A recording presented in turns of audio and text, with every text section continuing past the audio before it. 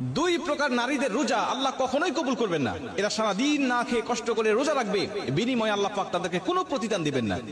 মেয়েরা কিন্তু পুরুষের তুলনায় বেশি রোজা রাখে, মেয়েরা পুরুষের তুলনায় বেশি নামাজ পড়ে। ধর্মের দিক থেকে মেয়েরা কিন্তু পুরুষের দিক থেকে অনেক আগায় আছে, কিন্তু শুধুমাত্র সঠিক তরিকাটা না জানার কারণে, সামান্য ছোট্ট ছোট্ট ভুল হওয়ার কারণে তাদের সব আমলগুলো বরবাদ হয়ে যাচ্ছে। এজন্য নবী বুখারীর বর্ণনায় বলছেন, উরিতুন নারা ফাইদা আকতারু আহলিহা নিসাউ ইয়াকফুর, আমি অধিকাংশ নারীদের স্থান দেখেছি জাহান্নামে, অধিকাংশ নারীরা জাহান্নামে চলে গেছে। দুই প্রকার নারীদের রোজা কবুল হয় না। তার মধ্যে প্রথম নম্বর, এক নম্বরে নবীজি বলেন, যারা স্বামীর অবাধ্য স্ত্রী, যারা স্বামীর অবাধ্য স্ত্রী, এদের উপরে আল্লাহ পাকের লানত থাকে সর্বসময়, নবীজির লানত থাকে, ফেরেশতাদের লানত থাকে। এরা যত ইবাদত করুক আল্লাহ কোনো ইবাদত তাদের কবুল করেন না।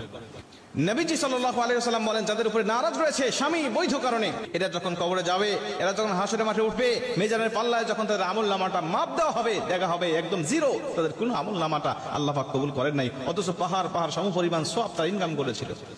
স্বামীর অবাধ্য হওয়ার কারণে নবীজি সাল্লাল্লাহু আলাইহি ওয়াসাল্লাম বলেন, কোন স্বামী যদি স্ত্রীকে একান্তভাবে পেতে চায়, কিন্তু স্ত্রী যদি তার স্বামীর ডাকে সাড়া না দেয়, আল্লাহ পাক সারা রাত ফেরেশতারা তার উপরে লানত করতে থাকে, আল্লাহ পাক লানত করতে থাকে। এজন্য স্বামীর কথা শুনতে হবে। নবীজি বলছে স্বামীর গুরুত্ব কত বেশি যদি কোনো মেয়ে জানতো, আর আমি নবীজি যদি আল্লাহর পরে কাউকে সেজদা দেওয়া জায়েজ হতো, বলে দিতাম প্রতিটা স্ত্রীকে তার স্বামীকে যেন সেজদা দেয়।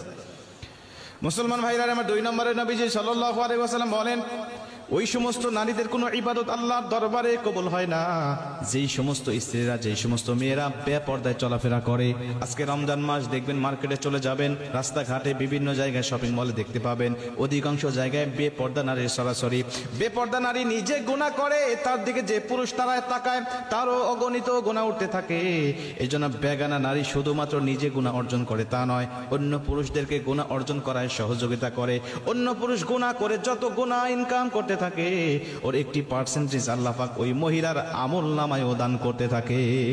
বেপর্দা নারী যারা, এদেরকে দেখে অন্য পুরুষের রোজা হালকা হবে, অন্য পুরুষের আমল নষ্ট হবে, অন্য পুরুষের চরিত্র নষ্ট হবে।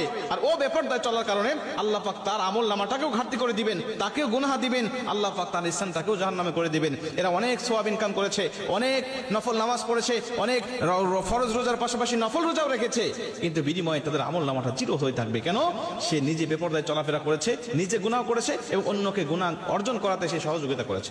এজন্য আমি আপনাদেরকে অনুরোধ করব, যারা মহিলারা আমার আলোচনা শুনছেন, আপনারা অবশ্যই এই দুইটা বদ অভ্যাস যদি আপনার মধ্যে থেকে থাকে, আপনি বদ অভ্যাসগুলো পরিত্যাগ করেন। আশা করা যায় সারাদিন আপনি না খেয়ে কষ্ট করে রোজা রাখতেছেন, এই রোজাটা আল্লাহ পাক অবশ্যই আপনার কবুল করবেন। কিন্তু যদি এই অভ্যাসগুলো থেকে থাকে, নবীজির হাদিস অনুযায়ী শুধু সারাদিন না খেয়ে কষ্ট করতেছেন, বিনিময়ে